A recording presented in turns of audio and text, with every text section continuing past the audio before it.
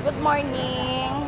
Mauni ang ato ang sudan as of now.